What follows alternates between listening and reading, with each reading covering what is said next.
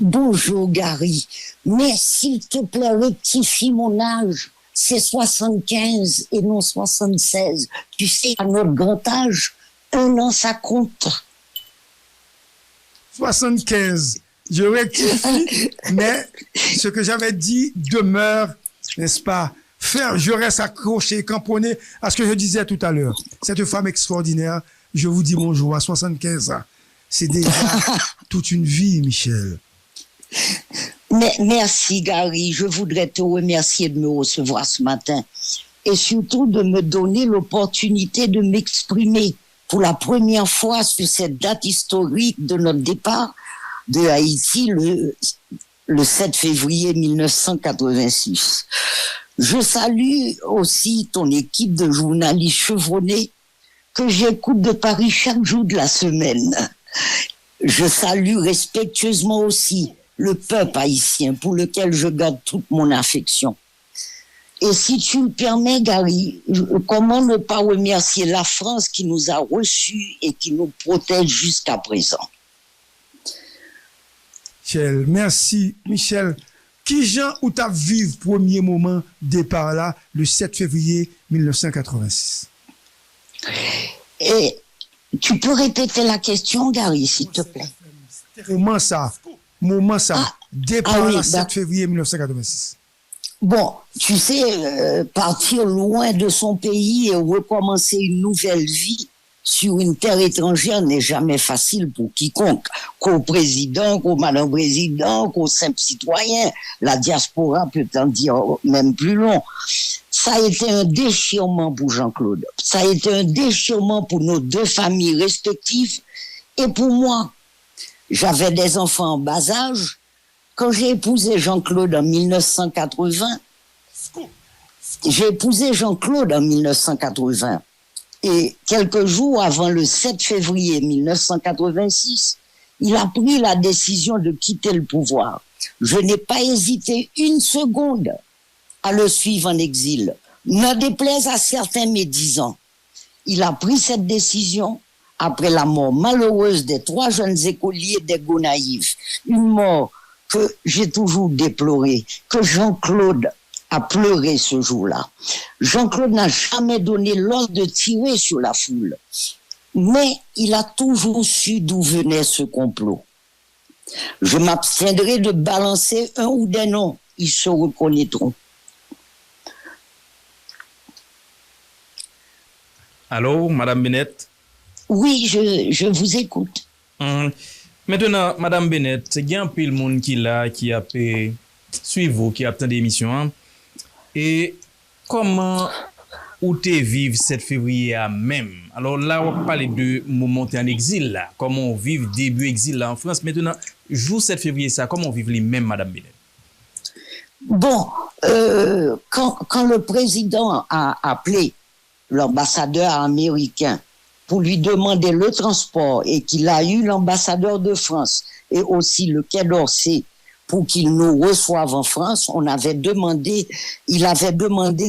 l'asile au président Mitterrand à ce moment-là, qui a dit « Je vous attends, venez ». Tout de suite, j'ai suivi la décision.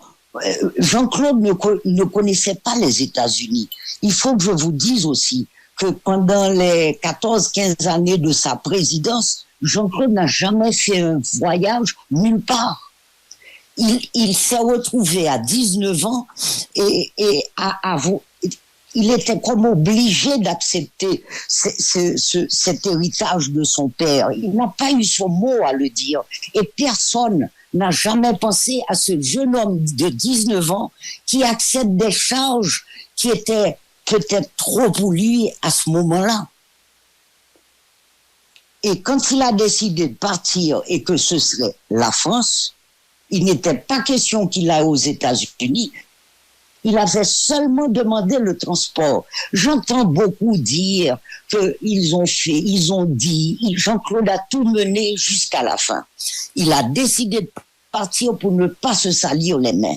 Parce que, entre vous et moi, entre l'armée qui lui était fidèle et les volontaires de la sécurité nationale que vous appelez vulgairement les tontons macoutes, ils étaient à sa disposition. Jean-Claude a décidé qu'il ne voulait pas. Le problème vient surtout qu'on l'ait empêché de remettre en question la présidence à vie.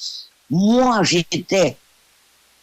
lui avais dit de remettre en question la présidence à vie et de se présenter. Mais on m'en a empêché. On lui a dit la présidence à vie ne se négocie pas. Vous dites on. De qui est-ce qu'on a parlé? Est-ce que c'était je parle les gardiens, Gary, je parle de la France de première manière? C'est qui oui. Monde qui dit la présidence à vie ne se négocie pas? Ah, il manquait tout, il me ça. mais Gary, ça venait de la frange dure du valériste qui voulait pas perdre leurs petits intérêts. C'est toujours comme ça. On vit la même chose maintenant. L'histoire se répète. L'histoire se répète. Quel souvenir marquant gardez-vous de vos années au Palais National? Il y en a plein, Gary. Il y a des souvenirs familiaux d'abord, parce que moi, je me suis toujours occupée de ma famille avant même de la fonction de première dame. Grâce à Jean-Claude, j'ai eu l'honneur de servir mon pays. Les souvenirs marquants, c'est... ma vie était menacée chaque jour. Ça a été un combat pour moi chaque jour. Je sortais du secteur privé pour tomber directement au Palais National. Excuse-moi, mais j'ai pas eu de transition. Il n'y a pas eu de transition? Non, j'ai pas eu de transition. Et beaucoup de duvalieristes ne voulaient pas de moi. J'avais tout contre moi. Jean-Claude n'avait jamais été marié et il a été président à l'âge de 19 ans et sous l'influence de certains duvalieristes et certains membres enfin bon. Et voilà qu'il se marie. Je n'étais pas celle qu'on voulait. Chaque duvalieriste avait une fille qu'il voulait que Jean-Claude épouse. Et tout était contre moi. Je n'étais pas catholique, j'étais anglicane. Et c'est un président de religion catholique qui se marie au pouvoir. Il a fallu que le Vatican annule mon premier mariage. Gary, j'ai vécu mon petit bordel à moi. Ça a été très difficile jusqu'au jour du mariage, le 27 mai. Je ne savais même pas si j'y arriverais à l'église. C'est tellement conspiration et hostilité, ou pas de connaître soit privé l'église parce que ou pas fin quoi mariage à ta fête. Ah non, je savais au fond de moi parce que Jean-Claude le voulait. Mais les pièges étaient là de chez moi, le cortège pour aller à l'église, pour aller au palais d'abord et ensuite à l'église. J'ai vécu une hostilité pendant toutes mes années au palais de certaines personnes. Et heureusement que tu sais, dans la famille Bennett, on dit toujours en créole, l'or fait bien, les tourner pour. Et ça m'a toujours aidé, ça m'a toujours béni, si tu veux, dans un sens. Et est-ce que problème classe à couleur a été posé qui fait mariage là pas possible? Parce que vous parlez de mulâtresse qui a venu prendre un petit nègre et au pouvoir, etc. Parce que mulatio avec le secteur privé pour le prendre, pays à non mais tonton Macoutio, est-ce que le problème ça t'est posé? Et si oui, comment t'as vécu? Gary, tu sais, problème mulâtresse, problème ça a toujours existé, surtout pour les hommes politiques qui l'utilisaient leurs besoins. Mais au fond, Gary, soit regarder ça. Trois carnets politiques haïtiens, ils ont une maîtresse dominicaine, cheveux soie couleur claire, alors qu'ils ont bonnes oreilles. Ok? Ils ont utilisé seulement pour besoins politiques. Là, qui ça me déranger, yo? Là, qui ça me déranger, yo? Peut bien pas dans l'opposition. Ok, je travaillais. D'ailleurs, je ne pas tant Jean-Claude pour me gagner un bel rad, ni bel bijou. D'ailleurs, le mariage Jean-Claude lui dit, madame, mais il y a plus qu'on passe, moi, puis toi, me fais attention. Tu comprends? Qui a fait couleur ça? Tu sais, dans la famille Bennett, depuis que je suis toute petite, on reçoit tout le monde à notre table. Où tu es capable bien archevêque ligondé à table, et pour t'es un paysan du Boyne, dans la même table que papa menait passer week-end Pétionville. Qui fait, c'est pas un bagage qui t'est atteint moi à faire couleur. Et en saute, on va étape rapide, puisque nous avons pour nous parler de ça, mais quand pile bagaille a dit dans l'histoire, et moins des historiens qui ont démenti, moins tout, quand pile monde qui a kembe. Aujourd'hui, je me et poser une question ça. Est-ce que Jean-Claude Duvalier était parti avec un pile l'argent? Question ça mais... tout le temps. Dans répondre à question ça. Gary, à l'époque de Jean-Claude, il n'y avait pas autant d'aide qu'il y a eu toutes ces années, ces 40 dernières années.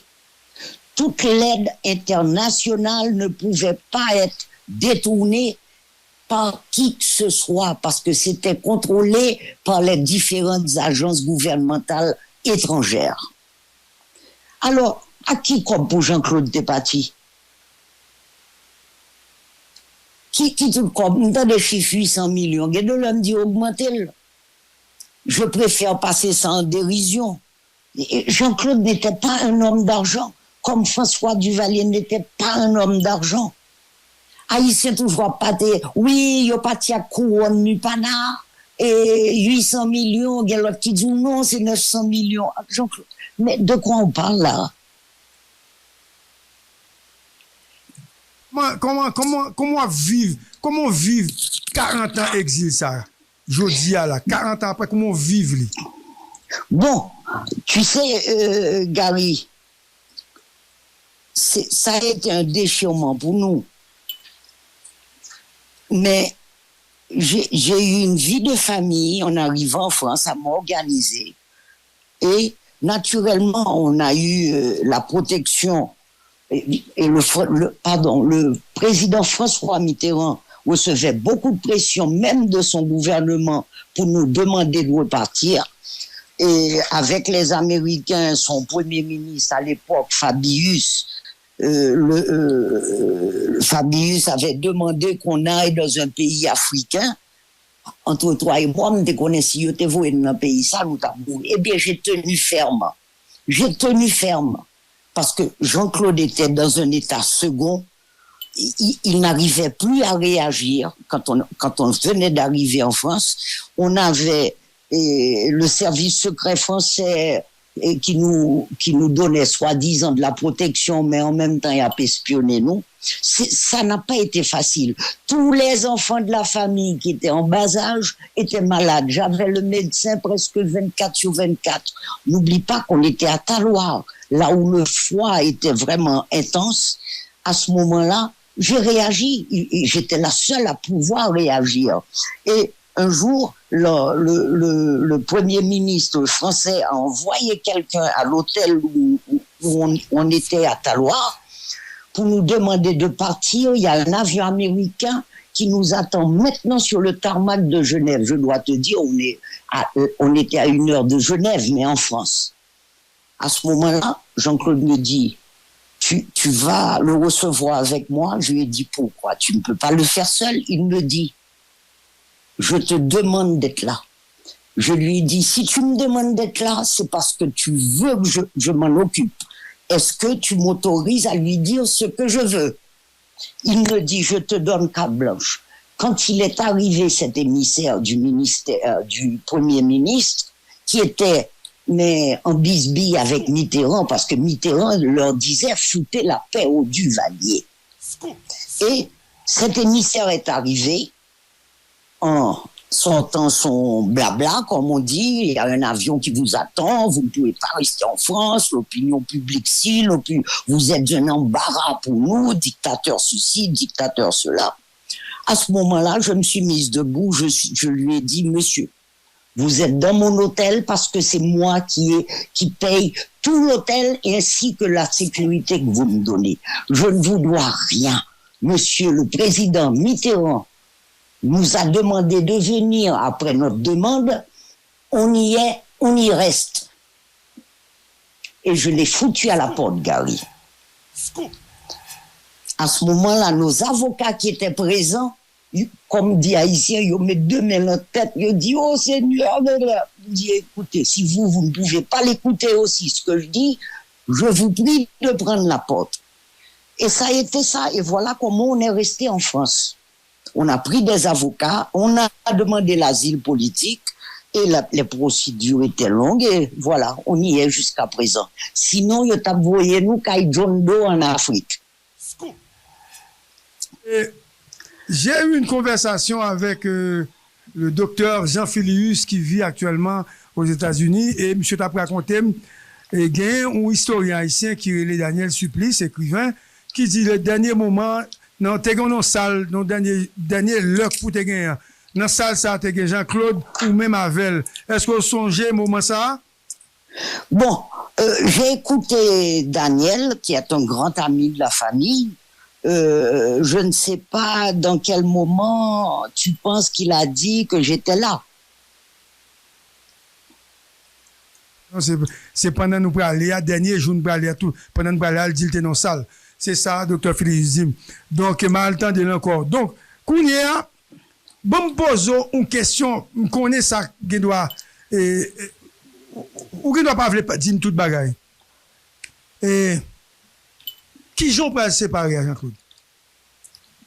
Qui j'en peut séparer avec 107.7 FM stéréo. On avait une vie, je pensais, familiale, mais c'était plutôt de mon côté. Et des anciens amis de Jean-Claude ont commencé quelques mois après à arriver et à nous visiter. Moi, je voyais ça plutôt naïvement d'un œil bienfaisant, mais je n'avais pas compris qu'ils étaient en train de lui monter la tête contre moi. Et à mon grand étonnement, j'ai reçu en 1990 un papier de divorce signifié par un huissier français. Gary, je suis tombé dans les pommes et j'ai été malade pendant 15 jours sans pouvoir réagir. Où on m'a signifié un divorce fait à mon insu en République dominicaine, là où Jean-Claude et moi n'avaient jamais encore mis les pieds, qui m'a été en République dominicaine, pardon, en 90. À ce moment-là, j'ai pris la décision de partir avec mes enfants. J'ai pris un appartement sur la Croisette et j'ai décidé, pour protéger mes enfants, parce que, d'après ce que j'avais compris, il voulait que le président, que Jean-Claude aille vivre en République dominicaine avec mes deux enfants que j'aurais jamais revus dans ma vie. Les Haïtiens m'ont toujours critiqué ou quitté parce que le pas président encore. Il faut que ça cesse et je te remercie de me donner l'opportunité d'en parler. Je n'ai jamais voulu me défendre. Moi, je suis comme ça, Gary. Never complain, never explain. Mais comme tu me poses la question, je suis en droit de te répondre. J'ai élevé par la suite seul mes 4 enfants et j'avais le devoir de protéger ma famille. J'ai eu Gary pendant que je vivais seul avec mes enfants à Cannes. J'ai été attaqué et protégé par la police française pendant près de 3 mois parce que quelqu'un de l'entourage de Jean-Claude avait décidé de me tuer et d'enlever mes enfants. Mais, tu sais, Gary, l'homme a une chance ou gagne la vie parce qu'on va me faire mal. Ce qui m'a sauvé ce soir-là, j'étais absente. Mes deux derniers, Nicolas et Anya, étaient avec leur père à Mougins. Et j'étais sorti dîner avec mes 2 fils aînés et mon chauffeur. L'attaque s'est faite en mon absence et ces imbéciles, les gangsters qu'ils ont envoyés, leurs hommes à tout faire, c'était des étrangers en provenance de l'Allemagne qui les ont recrutés. ces cons se sont trompés d'appartement et ils ont attaqué un couple qui était au-dessus de moi. Et c'est comme ça que le lendemain matin, j'ai été réveillée par la police française qui m'a mise en sécurité, qui ne me laissait pas 24 sur 24. Et par la suite, la pression étant trop forte, j'ai déménagé, j'ai pris mes 4 enfants et je suis partie vivre à Paris. Et qui c'est à vous que t'es derrière ça? Ou bien non? Roger Lafontaine, Gary, et quelques autres. C'est difficile pour moi de citer le nom de Roger Lafontaine. Il est mort maintenant. Mais tu me demandes de te dire la vérité, je te le dis. Michel, mais pourquoi, Roger? Pourquoi? Roger, tu sais, il fallait qu'on m'élimine autour de Jean-Claude pour qu'il finance leur saloperie en Haïti. Roger avait besoin d'argent. Le divorce dominicain, Roger vivait en République dominicaine. C'est lui qui a fait tout ce faux divorce. Pour 600 000 $, Gary. Moi, j'ai annulé ce divorce avec 35 000 $, avec l'aide de Théo Achille qui a voulu me représenter en République dominicaine. Et je l'ai fait annuler. Et je remercie chaque jour Théo Achille. Faux. Le divorce Oui, était c'était un faux divorce. Parce que, Gary, je n'ai jamais mis les pieds en République dominicaine. Pour divorcer, il faut être présent. Jean-Claude n'avait pas jamais mis les pieds en République dominicaine. Alors, Théo Achille a aimablement accepté, vu notre amitié, d'aller pour moi en République dominicaine, prendre un grand cabinet d'avocats, si c'est pas le meilleur, en République dominicaine, pour annuler ce divorce où j'étais pas présente. Et Jean-Claude non plus. Et c'est à ce moment-là, avec cette annulation, j'ai demandé moi-même le divorce en France parce que je voulais être sûr que j'ai la garde de mes enfants.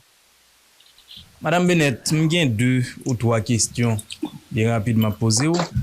Et en tant que première dame, qui ça, Madame Bennett, ou te gagné comme influence sur le pouvoir Jean-Claude Duvalier?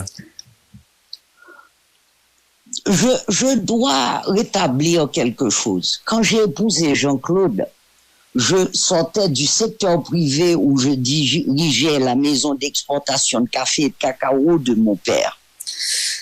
Je me suis retrouvé marié à un président et avec des fonctions de première dame. Quand je suis arrivé au palais, après une semaine, on parlait de conseil des ministres et j'ai demandé à Jean-Claude depuis combien de temps qu'il n'y a pas eu de conseil des ministres. Ça faisait des semaines qu'il n'y en avait pas. Et j'ai insisté pour qu'il soit bien imbu de tous les dossiers et non ça au ministre Abdil, tel dossier ceci, tel dossier cela. Qu'il recommence à faire les conseils des ministres. Pour vous faire une histoire courte, il m'a dit, je recommence les conseils de ministres à condition que tu sois là. J'ai accepté, mais je lui ai dit que j'ai une condition aussi. Si je peux intervenir en conseil des ministres sur un sujet comme l'éducation, la santé ou la culture, est-ce que tu me permets de le faire? Il m'a donné carte blanche et c'est comme ça que j'assistais. Est-ce que j'ai influencé? Je sais rien, j'espère que j'ai influencé pour le mieux. Insisté pour le reprendre série de conseils des ministres. Parce que, ou pas capable d'un gouvernement sérieux, pas d'un conseil de ministres qui fait. Comment on est capable de posséder chaque dossier, ça peut passer à travers le pays. Hein. C'est tout à fait normal. Moi, ça m'avait choqué que parfois, pendant des semaines, qu'il n'y ait pas de conseil des ministres. Demander les SOC à intervenir sur des dossiers tels que l'éducation. Est-ce que, par moment, dans le conseil des ministres, qu'on était venu? Naturellement.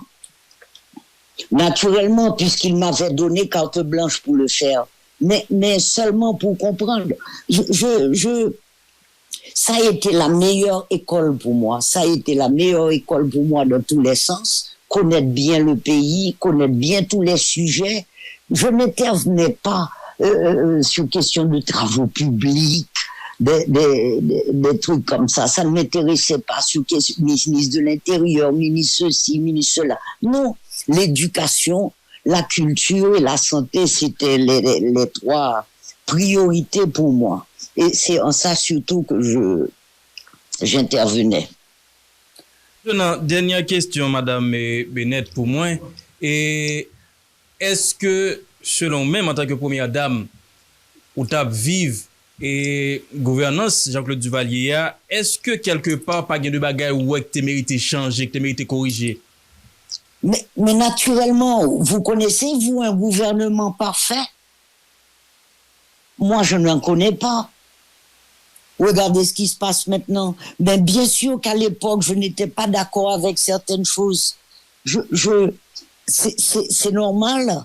Et certaines choses, j'étais la voix de la oui au palais avec Jean-Claude. Parce que moi, chaque jour, je ne restais pas au palais. J'avais une fondation qui avait des hôpitaux, des écoles, et à travers le pays. Et chaque jour, j'étais dans un hôpital différent à travailler. Et de dossiers où tu es en désaccord avec eux? Des dossiers quoi? Il faut garder en mémoire de actions gouvernementales posées dans l'époque là où tu es en désaccord avec eux.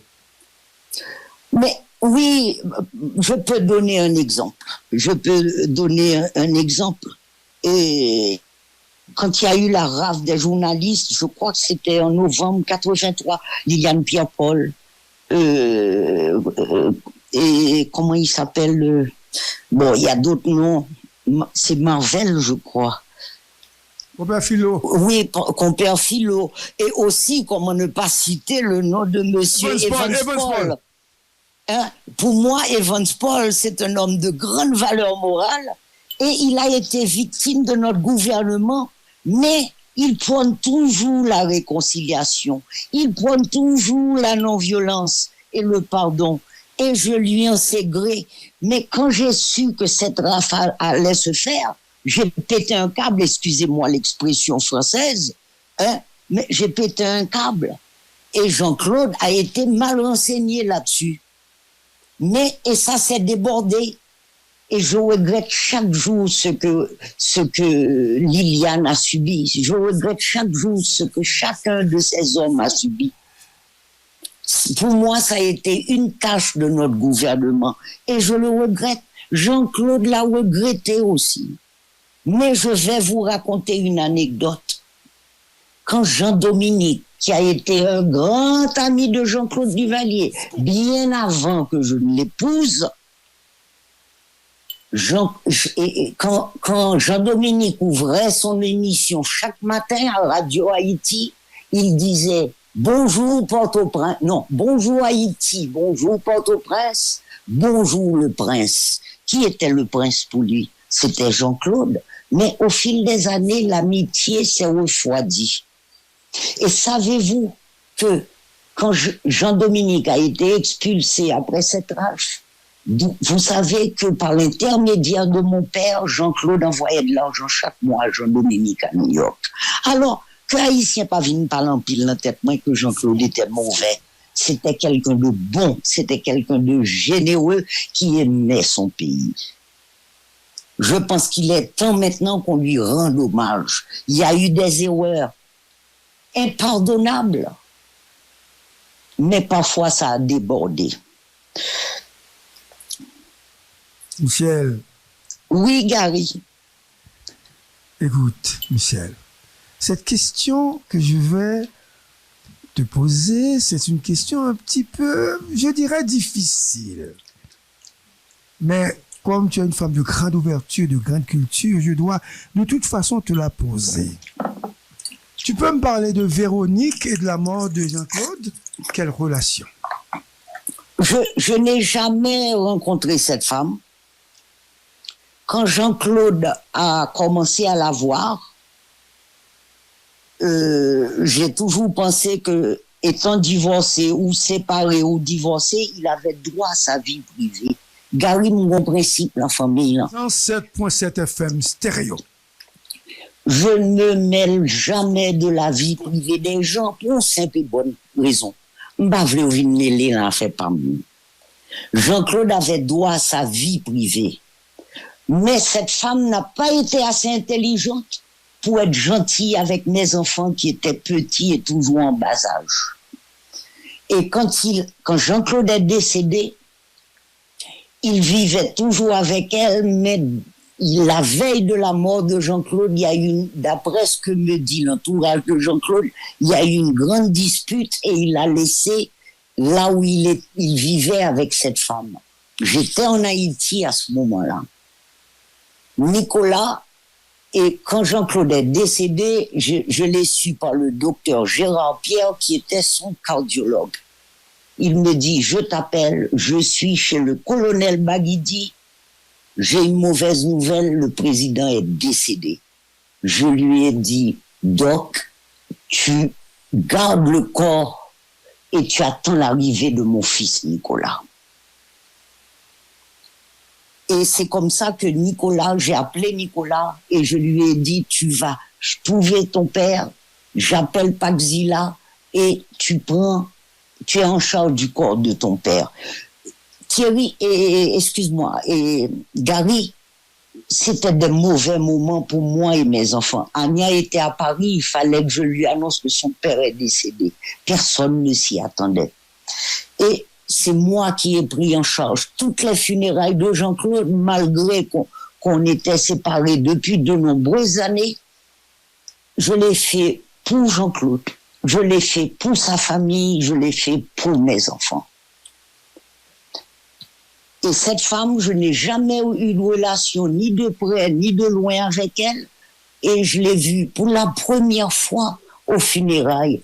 Mes enfants, Nicolas et Anya, j'ai dû me battre pendant 2 jours pour qu'ils acceptent sa présence. Ils ne voulaient pas de la présence de cette femme aux funérailles de leur père. J'ai dû insister pour leur dire, Timoun, pas fait ça. Si nous pas accepté, je pourrais le dire, c'est moi-même. C'est à ce moment-là qu'ils ont accepté et qu'ils lui ont fait, Nicolas lui a fait un message qu'elle était invitée aux funérailles. Voilà, c'est tout. Je ne peux rien dire de cette femme, je ne la connais pas. Dis-nous, y apprend nous, puis le monde parlait, yo dit que il était venu en difficulté, et puis yo poussé le dans l'escalier, et puis il mourit. Est-ce que c'est ça qu'on gagne comme information? Qui a poussé qui, Jean-Claude? Non, j'ai pas entendu ça. Tout ce que il est mort d'une grosse crise cardiaque. Jean-Claude était déjà souffrant. Et on dit qu'il s'était disputé avec cette femme, mais Gary, je n'étais pas là. Et à ce moment-là, il a décidé d'emménager chez le colonel Baguidi, qu'il a reçu et que je remercie. Après, Michel, dernière question. Qui sont capables de dire à pays pendant qu'on vivre en dehors du pays et pour suivre tout ce qui a passé dans l'actualité? Dernière question, 40 ans après. Ouf, Gary, tu sais, après le décès de Jean-Claude, en 2016, j'ai décidé de parler de nous, de parler politique sur les réseaux sociaux. T'as compris tout sur les réseaux? Ah, mais tu sais, Gary, j'ai 75 ans, chérie. D'homme l'âge, comme on dit. Ça ne m'atteint pas du tout. Parfois, je leur dis, on parle mal et bien rajouter, non, ou mettre rajouter tout ça, on dit le bon. J'ai passé l'âge. Gary, tu sais, chaque année, le 7 février, maintenant ça fait 40 ans, j'écoute les mêmes vieux radoteurs qui défilent sur les ondes des radios à ressasser les mêmes sempiternelles anecdotes. Comment ils ont tous fait la révolution de 86, même si pour la plupart, écoute, celle-là, certains étaient toujours en couche culotte. Tout ça pour cacher leur échec des dernières 40 années. Au toi que je m'y mette devrait plutôt être leur slogan. Et qui message va vous la génération ça je dis à 40 ans après, et qui sont abdits jeunes. Tu sais, pour les jeunes, surtout les jeunes, parce que génération actuelle, là, ils ont déjà prouvé que nous pas qu'à recommencer avec eux puisque ils ont échoué depuis 40 ans. Pour cette nouvelle génération, la jeune génération, je pense que Haïti a besoin d'une nouvelle génération de dirigeants, d'une réforme des mentalités et surtout des valeurs individuelles et collectives. Il lui faut un mouvement fondé sur des véritables valeurs républicaines. La jeunesse haïtienne manque de modèles, Gary. Il manque de modèles inspirants et de sentiments d'appartenance nationale. L'identité haïtienne, ce que signifie être haïtien, doit être définie d'une manière qui correspond non seulement à notre réalité, ce qu'on vit maintenant, les réseaux sociaux, la presse, mais aussi à ce que nous aspirons à devenir en tant que nation et peuple. Pour moi, l'avenir est avec les plus jeunes générations. Est-ce que jeune sa yo ap di là, est-ce que yo conscient de ça? Et oui, parce que je corresponds avec beaucoup de jeunes en inbox, Facebook, Instagram, Twitter, qui me demandent des conseils. Ils veulent apprendre, ils veulent connaître. Ils ne connaissent pas, ils ne connaissent que l'histoire qui est déformée par des prétendus historiens que j'écoute, quand dit Tintin, excusez-moi, il a parlé de Zin, mais Zin, ça lié, Zin pas fait un pays. Les jeunes veulent apprendre, ils veulent servir leur pays, mais on ne leur donne aucune chance. Apprenant. Pardon? Yo va pas prendre ça prendre yo, Madame Bennett. Mais, vous connaissez, c'est pas toute classe intellectuelle là, qui pourrit. On a toujours d'excellents professeurs dans les facs. On a toujours d'excellents professeurs dans les facs. Moi, j'en connais toujours. Mais, quel exemple on donne maintenant aux jeunes? Il faut qu'on arrête de vivre dans une transition.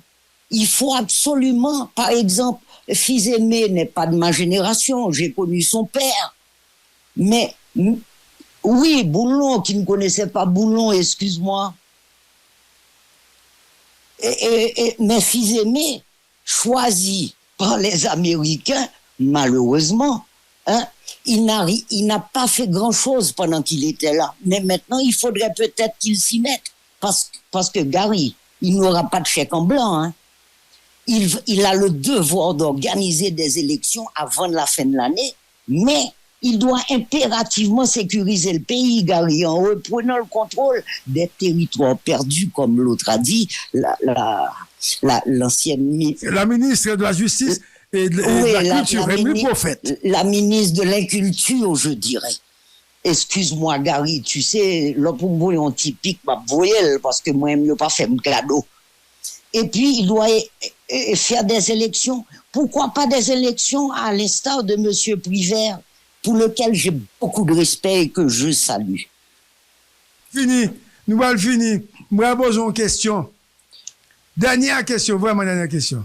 Gary, tu ne veux plus me quitter, hein? Tu ne veux plus me quitter. Non. Je reste collé à ta peau. Ok. Michel, écoute. Et Mapmando, est-ce que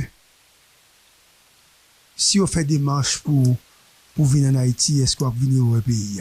Dernière question. Mais Gary, je ne comprends pas. Tu es informé. Moi, je retourne en Haïti. Je visite Haïti depuis 4 jours après le tremblement de terre de 2010. Maintenant, c'est pas 2010. Mais maintenant, on n'a pas besoin des marches au pays. Revenir et vivre en Haïti. Mais Gary, excuse-moi. Je vais être franche et sincère avec toi. J'ai passé l'âge à 75 ans. Et de vouloir maintenant vivre en Haïti. J'en avais envie il y a quelques années. Mais quand je vois ce que ça devient, excuse-moi, à cause de l'insécurité, mes enfants, la famille m'interdit d'y aller depuis 2015, 2016, je m'en souviens plus la dernière fois que j'étais là. J'étais bien, mais un pays en insécurité, Gary, j'ai 75 ans. Tu sais, à cet âge, on est vieille, on a des petits soucis de mécanique, il faut changer certaines pièces. Je visite davantage les hôpitaux et cabinets de médecins. Et de ne pas dire jamais, parce qu'en fait, il y a un de vos enfants qui est capable de porter le candidat, Nicolas, candidat à la présidence. S'il veut une présidence, il faut assister à l'investiture de petits garçons, Nicolas, quand même, Michel. Nicolas est Duvalier, il restera un Duvalier. S'il décide un jour de se présenter, je serai à côté de lui. Mais, pour te dire franchement, il ne m'en parle pas et je le vois un peu plus en retrait de tout ça. Michel, je suis content de parler à matin. Ça a été un plaisir. Je t'embrasse et j'embrasse toute la rédaction et j'embrasse surtout le peuple haïtien à qui je souhaite bon courage. Je vous envoie des fleurs de prime vert, des roses rouges ce matin. Merci, Gary.